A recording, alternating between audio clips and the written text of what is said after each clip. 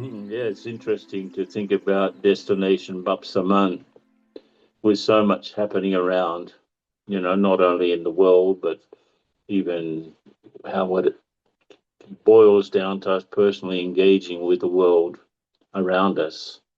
It's not, it's quite challenging. We are living in very challenging times, actually.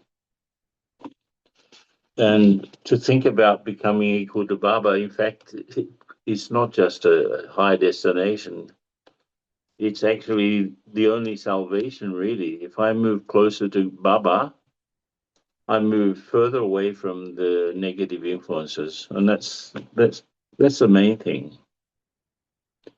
So what I was thinking about was there are lots of things going on around us in the physical world, in the physical, even the universe, that there's some things that we're aware of and some things that are not. Like the non-human things are the fact that the planet is moving around the sun at a very fast speed, and the planet is also moving around on its own axis, and we don't even feel it.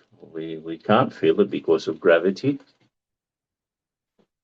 So there are a lot of cosmological things happening, the way the sun is, the way the planets are, and of course they all have some influence on the physical surroundings, even the vibrations. This month I had to, and as I regularly do, I have to do some parasite checking, because we live in a world which isn't perfectly clean, and it's quite easy to pick up things. Especially we live in the retreat center, which is just surrounded by a forest, so there's lots of things that we can pick up. So I consulted the therapist who gave me this series of anti-parasite cleanser. And she said, no, you have to start on the new moon of May. Okay, new moon would be 16th of May. And why? She said, well, it has a better influence. Because the moon influences us, the sun influences us, the other planets influence us some way or the other. The planet itself influences us. Gravity, of course, must influence us. So in a way, we've picked up this relationship, physical relationship with the earth around us, over many births. And Baba says that we have 84 births, but one of them is purely spiritual, so 83 bodies. That means we've had 166 eyes. We've had 166 ears. We've had 83 mouths. We've had 83 sets of hands and feet, noses. And so these things are, obviously we picked up a lot of influence just through our sense organs and through respective bodies. So yesterday's Morley, where Baba said that we have to recognize him as a point, we have to also recognize ourselves as a tiny point of light.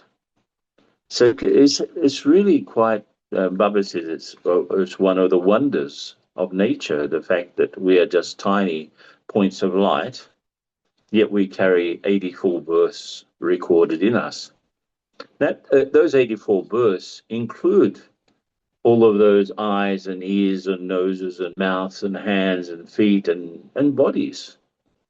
So obviously we picked up a lot of physical stuff just through the constant use of um, successive sets of bodily organs.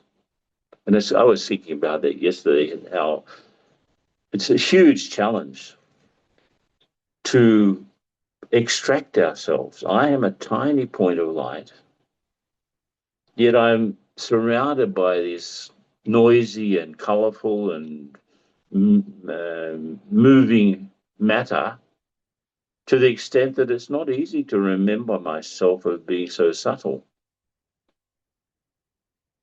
Being BapSaman, in fact, that will be for me the first thing. I have to become as subtle as Baba is. I have to become as subtle as Baba. And yesterday he said, people remember God, but no one would understand him as a point of light. They want something large because we're in a large world. To think of God as a tiny point of light just doesn't go according to any scriptures. It doesn't go according to even our common sense. How can God be just a point of light? It's because we don't have an understanding of this subtle dimension of things. So the very first aspect of destination BapSaman is to remember that I'm becoming as subtle as Baba is, which is not easy, right? So just going back to what I was talking about, there are these influences from the external world, the physical external world, but there are also many influences from the human world, the things that are going on, the stories that are happening, the tensions that exist, Ukraine, Iran, um, Israel, Gaza, the tensions that may exist even within our own countries. This weekend, they were doing a special bati for the Maghreb region of Africa, which is like Morocco and Libya and Algeria and so on, which apparently has had incredible problems with drought. So everywhere there's something going on, and the tensions that make people actually lead people even to dying are so great. The weather patterns are crazy. We're in the part of the year which normally is dry and sunny every single day for 2 or 3 months at an end. No sign of clouds even. But this month it's been raining almost every day and cloudy. So it's really strange and weird. And of course, that affects people's moods, and moods that are in the atmosphere affect anyone. We are not immune to the vibrations that other people send out, like panic when it's a national disaster or a national calamity or a national scandal.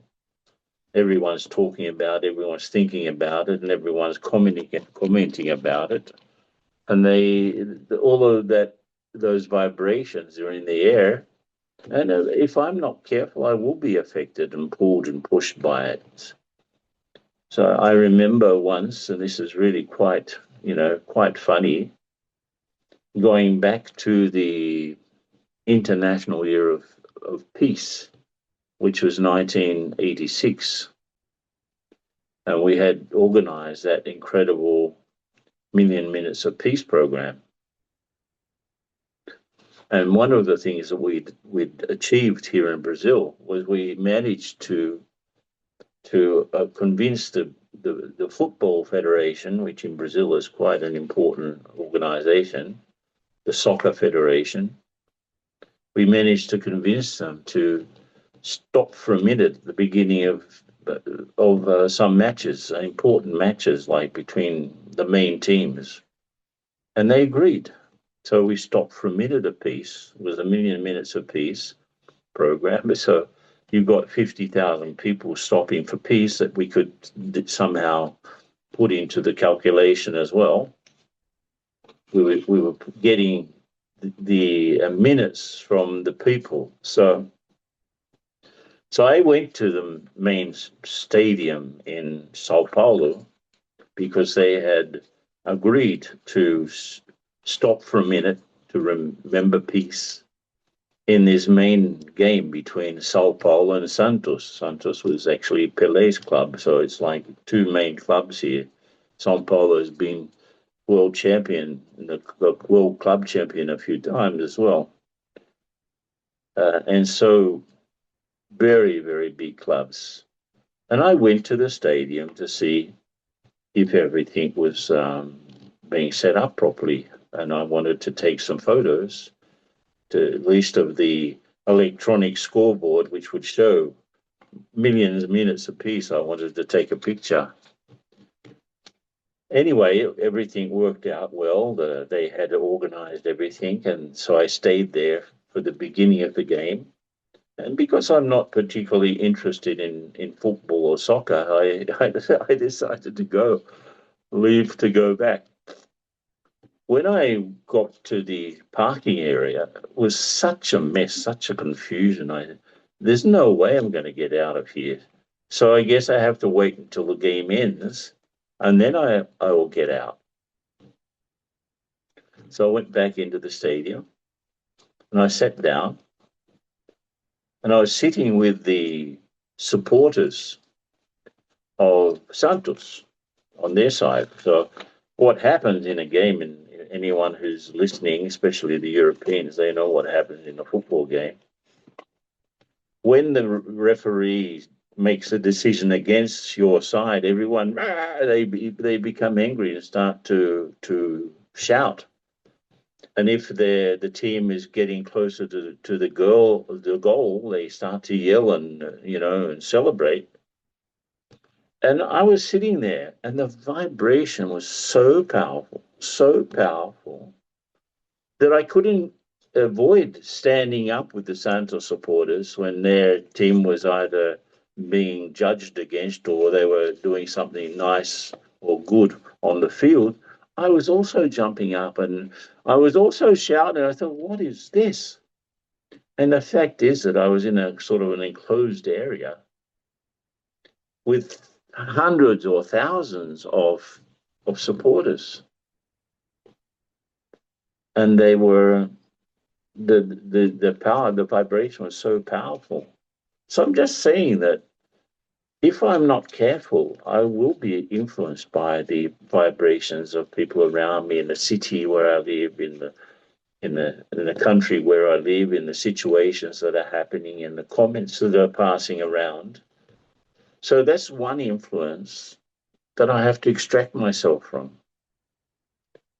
And of course, the only way that I can be uninfluenced by the world, which is also part of the BapSaman recipe, I have to make sure that my main influence is the Moli. My main influence is my meditation, my connection with Baba. Not even the people that live with me in the center or work with me in service, but my main influence is Baba. So how can I come closer to Baba if he's not my main number one influence? You see, if I'm not attentive, I will be affected by the things around me. By, let's say, um, these geophysical phenomena affect everyone, even states of mind and moods. Weather affects everyone. If you've traveled around a lot, you've probably noticed that people in colder countries are generally quite cold in their nature, and people in warmer countries are quite happy and jolly. Um, so weather affects and geophysical things affect, and so cosmological things affect us. And then we get to the human systems.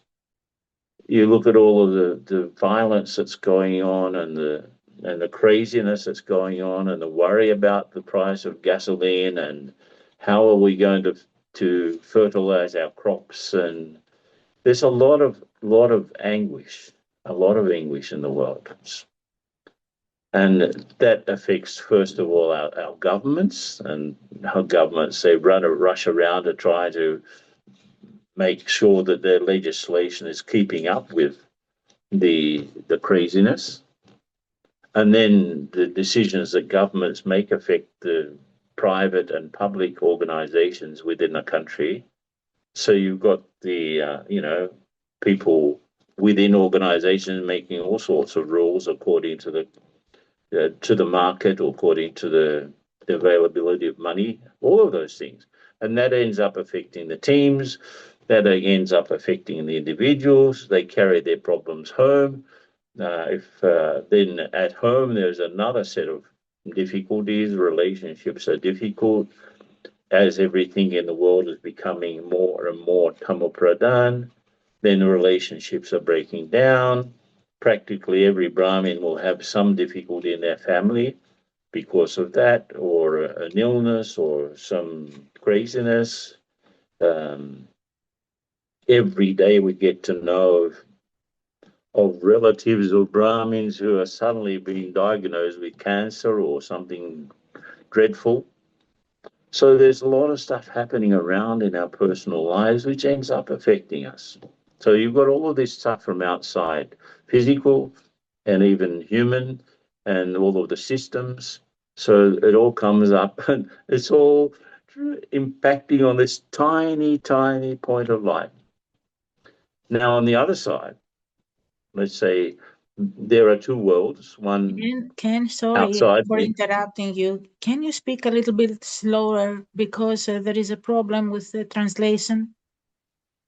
Okay, Thank you. so I'm just getting enthusiastic, that's all. So there are two worlds, the outside world and all of those things, and then the internal world in which I'm carrying with me 84 births of sanskars. And I'm carrying within me my original state. Now, my original state actually is BapSaman. It's very similar to God. The peace that I have is the same as Baba's peace. The love that I have deeply in me is the same as Baba's love. The truth that I have within me is the same as Baba's truth. The power that I have within me in my original state is similar. It's not the same quantity as Baba, but definitely is the same quality. So it's really interesting to think about this. Just stop and think. The peace that I feel in me is actually not Baba's peace. It's my peace. What Baba does is make me aware of it. Baba activates my peace. Just think about it. The love that I have inside me is the same as Baba's love. Not the same quantity, but the same quality. So if I go back to my deepest state, I will be like Baba. But that's the challenge. There are so many distractions. Like Baba said today, there was a blessing or the Aviak signal, where he was talking about the facilities and the endeavor, the sadhana and the sadhan. So if I use, um, instead of doing my own churning, let's say I use artificial intelligence to give me a few ideas, it's not the same as Baba says, grind your own ingredients, make your own masala, make your own ingredients so that they are your own. Uh, so go into the things yourself. Don't. I remember once I gave a class in Madhuban, second-hand thinking. It means that are my thoughts original, or have I picked up some ideas from other people's classes? Of course I do. But I have to make those ideas my own. And this is the challenge that we have as Baba's instruments. So there are a lot of connections around me that take me away from that original state.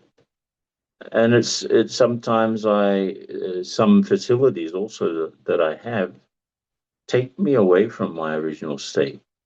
At the moment, for example, everyone is very comfortable, um, actually not having to face the traffic to go uh, to to class, uh, wherever they are. It's easier to just turn on the computer and listen to it.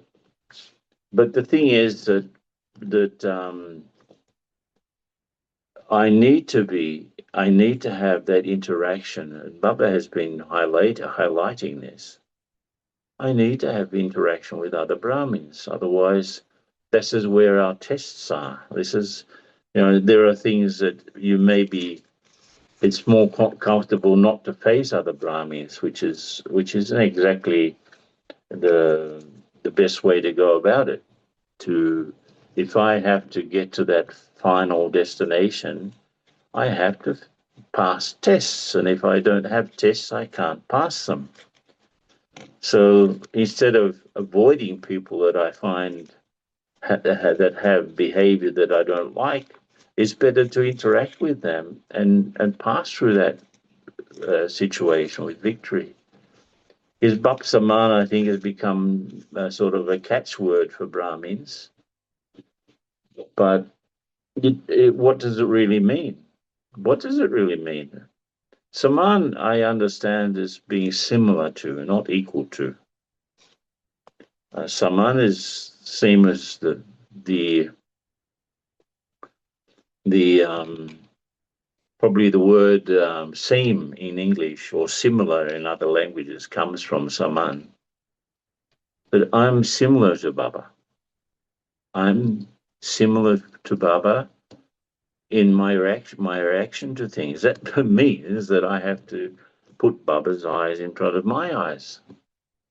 That means I have to put Baba between me and others, so that my reaction to others is what Baba's reaction would be.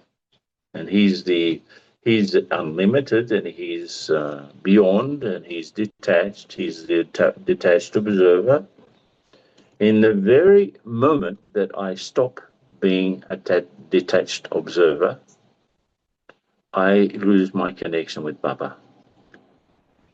Until that moment, I'm getting the chance to come closer and closer. And that means closer and closer means becoming similar and more similar. That's what close means. So unless I really make effort to become close, I will never become BapSaman. How can I become BapSaman if I don't have that closeness? And these are the things that sort of fascinate me. It's interesting how this weekend we had a retreat here, and it was with special guests, and it was Brother Marcelo from Colombia was visiting, and he and I conducted this retreat. And there are moments that I think everyone would agree that they were so powerful. Everyone in the room felt the power. The power is there because at least Marcel and myself, we were really, really conscious of making an effort to, in the meditations that we would conduct, we would try to be as close to Baba as possible. And really, that created such magic in the atmosphere, and people really didn't know what to say or how to describe it. It was so powerful, and often we have that sort of experience. So these are just sort of, I need to have this sort of level of clarity, spiritual clarity,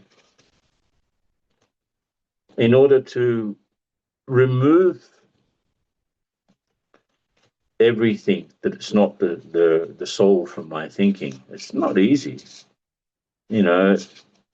If I'm thinking about something else and the soul's not involved, I'm so far away from where I should be.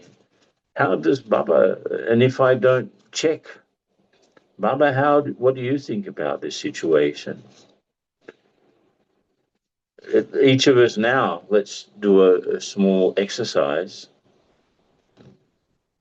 Think about something that is creating extra thoughts in you or worry, Just think about a situation that's creating extra thoughts in you, or worry, or even confusion.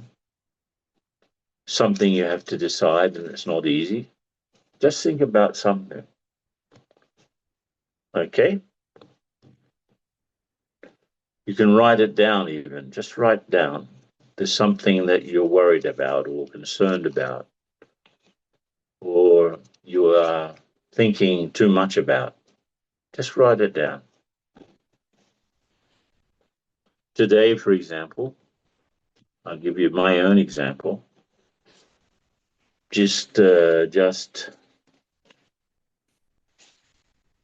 last year, one of the main editorial houses in Brazil contacted me and asked me if I could write a book on meditation. I've already written several, but they wanted it specially. And so I agreed because those people are close. The owner of the publishing house has been twice to Malabar. So let me do it. And they wanted something that really was definitive about meditation. So we have a lot of expertise as Brahma Kumaris, so I decided to do it. Just that last month they decided to accelerate the process of getting it ready. So as well as packing my bags to go to the USA, tomorrow is the deadline for everything of the book. So I'm surrounded by getting packed. I'm surrounded by the situation of, the publishing house pressuring me to get this book done. In fact, they're really keen on it because the name of the book is The Revolution of Meditation. The Revolution of Meditation. So it is a revolution in here. So I'm surrounded by that at the moment. It could be I could feel stressed. I could feel pressured. But in fact, I feel quite calm because you know why? Baba is getting this done through me. It's not my worry. I have to go to the USA because of a regional retreat. But it's not, I'm not feeling stressed that I'm going to the USA. So there is a lot of pressure, but I'm just looking at it. And what do? I take the situation. This is what I ask you all to do. Take your situation, take the thing that worries you or concerns you or confuses you, something that's happening around you, anything. Now, first of all, define it in terms of Gyan. What does Gyan tell me? First of all, whatever it is drama. Whatever it is, people are just playing their roles. The roles are, very, let's say, perfect for some people. They do their roles so well, even bad people, bad things. They do those bad things so well. Because every soul is playing its role, there is a certain amount of perfection. And that's why we can say drama is perfect. Doesn't mean that drama is good. You can't say that what's happening in Gaza or in Iran is good, but you will say that it is perfect. So I have to move myself to a perspective which convinces me that whatever is happening around me is perfect according to drama. The souls are playing their roles as they always do. Souls play their roles perfectly, even if they are not good roles. They play them perfectly. every single soul deserves an Oscar for the way that he plays his role. Whatever the role is, good or bad, he really plays it well. So let me first check if the way that I'm defining the things around me is according to Gyan, that I'm looking at that with my third eye. That will take me close to Baba because I'm looking at that situation in the same way that Baba sees it. So that puts me next to him. That puts me sitting next to him, looking at the situation.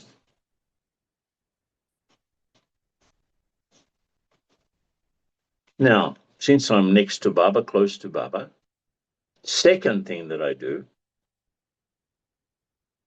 let me check what Baba feels. With all of this happening around me, Baba, what do you feel?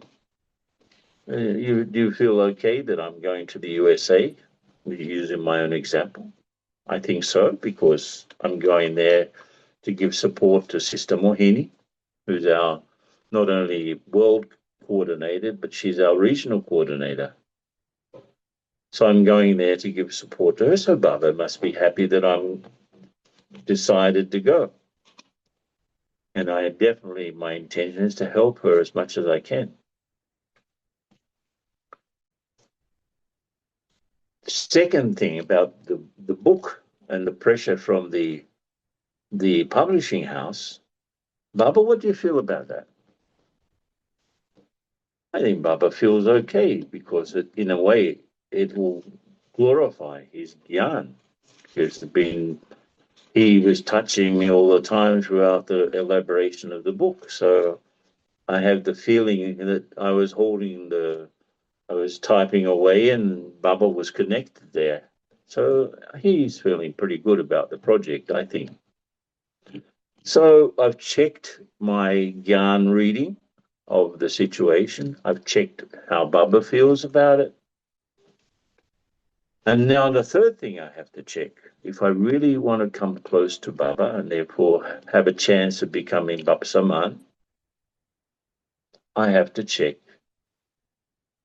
how I have to be.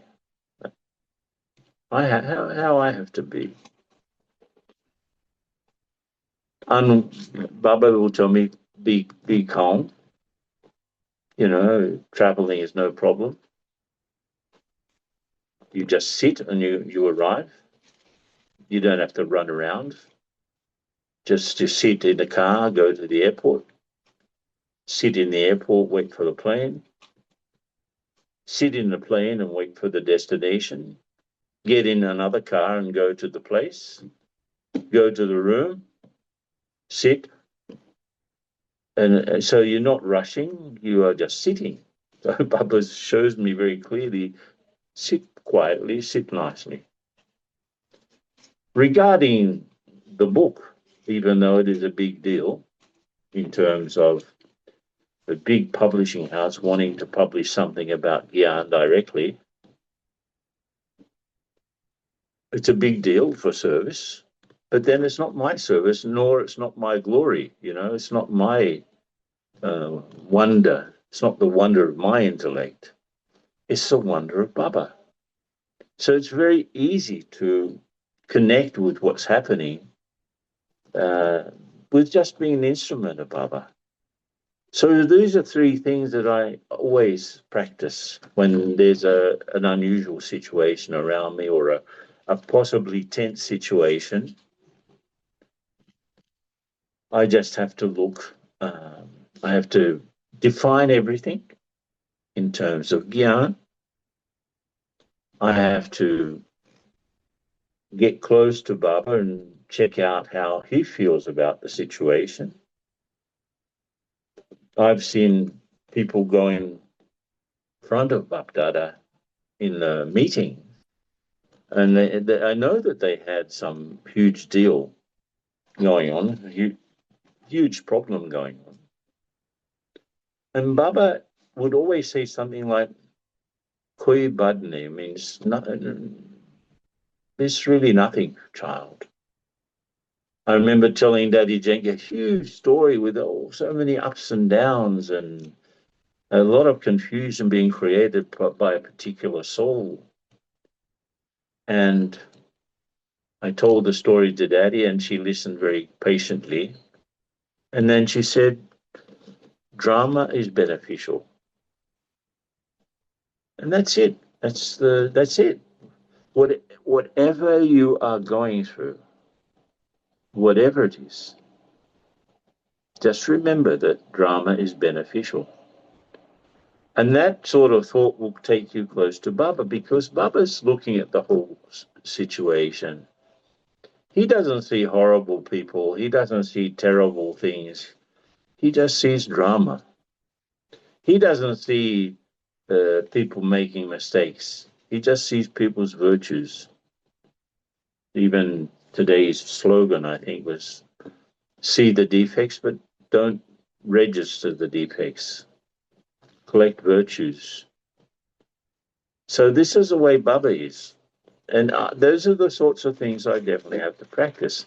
I have to practice seeing things with the third eye. I have to practice checking Baba, what his perspective is on something that's going on. And I have to check what I have to become. What does Baba want me to be? He doesn't want me to be worried. So if you've got a worry and you go to Baba, I remember the story of if Mama saw someone who had a long face, was worrying, um, she would say, "Has your husband died?" And of course, referring to Baba, because only people who are widows have a long face, apparently. So she was saying, "But you're not a widow. Baba's still there. We are Baba's brides, so even brothers are Baba's brides." And so, if I lose my husband, which is Baba, then why? That's the only reason I would have a long face. So just think, what does Baba want me to be? Does Baba want to see me sad? Does Baba want to see me down? Does Baba want to see me upset or worried? No.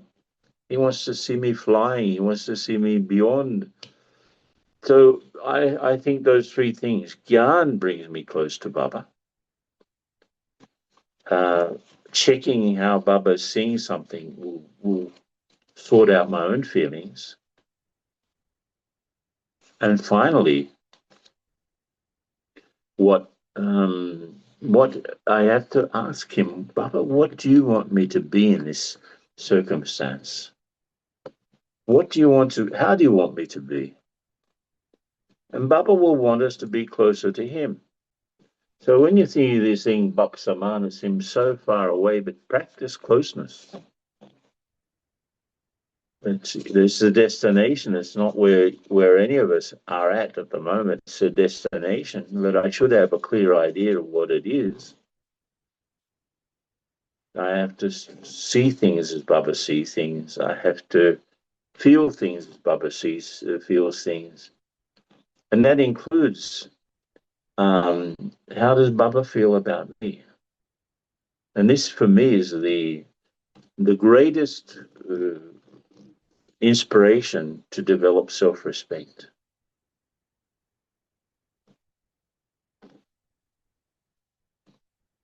And they say, Baba, how does Baba want to see me? Baba's real, He's a real entity that we can come close to. But I have to involve him more in the things that I do, and the way that I do things, and the way that I speak. So I think we can open for some questions now. So these are just a few thoughts that I was considering before coming online. Thank you so much for your sharing. It was really very powerful, and we never get enough of that. You should continue whatever you shared. Everything was so nice, and it looks so easy when you talk about it. Um, Uh, the only question, it's not actually a question, is can you give us some tips how to be detached observers? I think everything I talked about today would be helping you to become a detached observer. Put things in terms of gyan. Then you can observe things in a wise way using gyan. If you put gyan like your glasses are actually tinted by gyan, then you will understand things. You cannot be detached from something you haven't really fully understood. So as you understand things more deeply, naturally you become more detached. You sort of, yeah, let's see what goes on here. Anything, if you're also understanding about ever ready, which is also one of the aspects of coming closer to Baba. How do I become ever ready? It means that any situation, anywhere, anytime can be suddenly moment, can be a suddenly moment. So that means if Baba, the greatest yukti that I found that Baba, that's what the person wants is a method for being detached, right? The greatest yukti, Baba says, don't you put on your clothes too tightly. Don't put on your sweater too tightly. Don't put on your pants too tightly. Don't put on your boots too tightly because it's very hard to take them off. Go into situations calmly. Don't go into situations in a stressed way.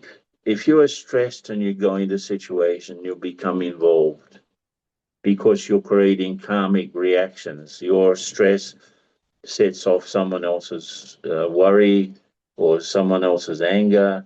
And so you're karmically involved. And then later on, you can't be detached from that. So check your karmic involvement means to check how tight you are using your consciousness.